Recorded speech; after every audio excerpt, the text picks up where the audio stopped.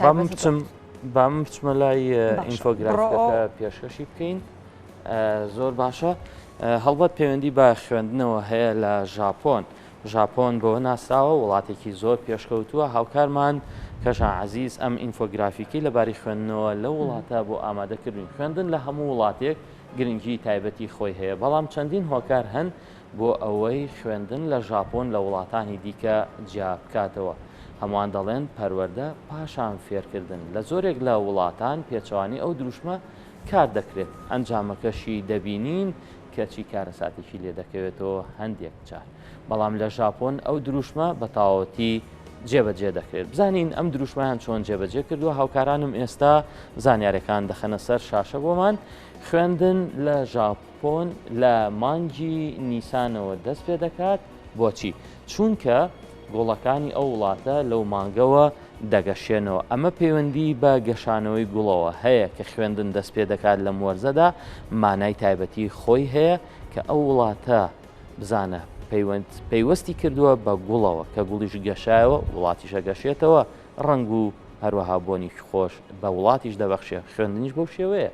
لە ژاپۆن منداڵ تا تەمەنی 10 ساڵی هیچ تاقیکردنەوەیەکی پێ ناکرێت. بزانە چەند گرنگە تەنها فێری مافی مرۆڤ، پاراستن و خۆشویستنی ئاژەڵ، هەروەها ژینگەیان دەکەن، چونکە ئەم سیانە پێگەنەری سەرەکی ئەو ژیانن کە هەموو مرۆڤ پێویستێتی بە ئارامی تێیدا بژی. لە خوێندنگاکانی ژاپۆندا هیچ کارگوزارێک نییە، هیچ کەسێک نییە بێت چاو بۆ دابنێ، قاوە بۆ دابنێ، پۆلەکەت بۆ بسڕێ، بچێ پەنجەرە بۆ پاکاتەوانێ، بچێ ئەم بابەتانە یاخود ئەو کارانی کە کارگوزارێک لە وڵاتێکی ترای کات لە ژاپۆن بیکە. بەڵکو خوێندکارەکان خۆیان خوێندگاکان پاک دەکەنەوە. هێوی ڕەنگە لە قوتابخانە و ئەو خوێندنگایانی کە کچانی تیا ئەم کارە زیاتر بێ پاکردنەوە و هەندێک کاری زیاترتان پێەکەن. ئەو کاتی کە تۆ خوێندکار بوو ئەمەتە بوو؟ هاوکار هەر خۆی بە تەبیعەت کچ هەست بە مەسئولیەتێکا بەرامبەر زۆر وردەکاری چواردەوری خۆی، ڕەنگە ئەمە جیاواز بێ بۆ ئێوەی پیاوان.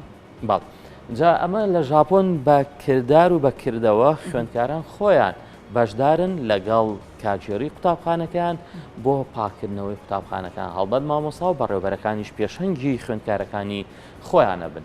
ئەجا بابەتێکی تر زۆر گرنگە، هەمووان لە ماڵەوە خواردن دەبن، واتە قوتابی خوێندکار ناچێت لەوێ لە خوێندنگەکەی خۆی لە خواردنگەکەی حانوتی پێڵین. زۆر بەمان قسەی و زمانی خەڵکی ئاسایی هەمومان حانوتی پێڵین لەوێشت بکڕێ. جا من 1000م پێیە، هاوڕێکەم 500 دیناری پێ، ئەویتر 250شی پێ نییە. نە، لە ژاپۆن ئەم جیاوازیانە بۆ ئەوی کاریگەری نەکات سەر دەرونی قوتابی خوێندکار لەو تەمەنە مناڵەوە و دواتر کاریگەری نەبێت لەسەر ژیانی، بۆیە ئەوان خواردن لە ماڵەوە ئەبن. جا هەرچیە خوایابێتی خوانی بڕێ. لە پۆلدا لەگەڵ هاوڕەکانیان پێکەوە دەیخۆن. ئەوە نییە سەر بکەنە سەر مێزەکەی خۆی، سەر کورسەکەی خۆی بە تاقیتان هابی خوات و من ڕانێ مریشکی کنتاکیم پێ هێوی ئەویتیش هێلکەیەکی پێ نییە بیخوان. نە، لەوێ مامۆستاکان کارێکەکەن کە قوتابی خوێندکارەکان پێکەوە ئەیخۆن، فێریانەکەن خواردنەکان پێکەوە دابەشی بکەن و بیخۆن. بۆ ئەوەی من حەزم لە تامی خواردنی هاوڕێکەم بوو، خۆم نەمبوو، دایک و باوکم نەیانتوانی بوو بۆم ئامادە بکەن یان توانایان نەبوو لەوەی هاوڕێکەمە خۆم و ئەویش لەمەوی نەخوات، هەم پێکەوە پەیوەندیەکی کۆمەڵایەتی بەهێزتر و هاوڕێتیانە بێ و هەم پێکەوە دەتوان تامی خواردنیە بکەن و کەس چاوی لەویتر نەبێ. جگە لە خوێندنی ناو پۆلیش ئەمەش هەر زۆر گرنگە.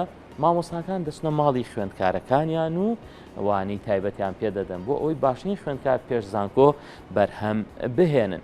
واتە دەچێتە ماڵەوە زانیاری زیاتری دەداتێ، ماندوو نابێ. ئەمەش ڕەنگە پەیوەندی بە ئەو شایستە دارایی و ئەو موچەیەوە هەبێ کە بۆ مامۆستا لە ژاپۆن دابین کراوە، پێویستی بە ئیشی دووەم نییە. ئەگە بەیانی تاکوونیۆڕۆ لە قوتابخانە بێ لە عەسرەوە بچێتە دەرەوە تەکسی لێک بخڕێ، کارمەند بێت، فەرمانبەر بێ، یاخود کارێکی تر بکات تاکو و 7:30 شەو ئەوەندە ماندوو بێ سبێنێش لە قوتابخانە نەتوانێت بە ئاسانی وانە بڵێتەوە. ژاپۆن ئەم کێشانەی بە سیستماتیک چارەسەر کردووە. لە دوای تەمەنی 10 ساڵی تەنها فێرکردنی مادی خوێندن نییە لە نێو قوتابخانە و خوێندگاکان و ناوەندەکانی خوێندن لە ژاپۆن، بەڵکو شیعر و جواننووسیش فێری قوتابی خوێندکارەکان دەکەن.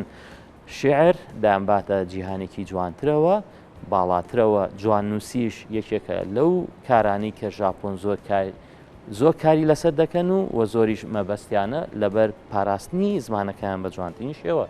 هەموو خوێندکاران لە سەرتاسەری وڵاتەکەدا یەک جۆر جلوبەرگیش دەپۆشن، نییە جلوبەرگی ڕۆژانەی لە قوتابخانەیەک بۆ قوتابخانەیەکتە جیاواز بێ یاخۆت لە ناو قوتابخانەیەکیشدا جیاواز بێ. نەخێر لە هەرێمێکەوە بۆ هەرێمێکتر لە شارێکەوە بۆ شارێکتر هەمووی یەک جۆر جلوبەرێک دەپۆشن جا کوڕ بێت یاخود کچ بێت. نەخوێندەواری لە وڵاتەدا زۆر ئەستەمە، بوار نییە، ڕێ پێ نادەن هیچ کەسێک خوێنەواری نەبێت، چونکە خوێندن ناچاریە. لەوێ لە ژاپۆن منداڵ دەبێت بە ناچاری ببرێتە ناوەندی خوێندن. لە سەدا 91 خوێندن لە خوێندنگادایە، واتە 91% ئەو مادانەی دەیخوێنی ئەوانی پەیوەندی بە پرۆسی خوێندنەوە هەیە لە چوارچێوەی دامەزراوە پەروەردەیەکانە، تەنها لە سەدا 9 لە ماڵەوەیە. واتە ئەوە نییە مامۆساکە شتێکی باتێ و قوتابەکە بچێتە ماڵەوانێ مێشکی دایک و باوکی بەرێ فێرم کە 91% مامۆستاکە و ناوەندی خوێندنەکە فێری قوتابەکەیەکەن نۆی دەبەنە ماڵەوە. کاتێک خوێندکاری ژاپۆنی دەگاتە زانکۆ، ئەمە تەمەنی هەڵکشا پێچەوانی هەر وڵاتێکی دیکە بەهۆی پەروەردەی دروستەوە قۆناغێکی ئاسانترە، زۆر بەخۆشیی بەنە سەر، تەنانەت کە ژاننووسێتی بە گاڵتە و گەپ و گەڕان تەواوی ببورن تەواوی دەکەن. هەڵبەت ناوەندی خوێندن لای ئەوان لە سەرەتاوە گرنگی هەیە تاکو زانکۆش تاوا دەکەن، بەڵام زانکۆیان ئاسانترە، نایکەن بە کۆڵێکی گەورە و بەسەر خوێندکارەوە بیهێڵنەوە. ئەمە ئەو تێکستانە بوو کە بۆمان ئامادە کراوە لەبارەی پرۆسەی خوێندن لە ژاپۆن.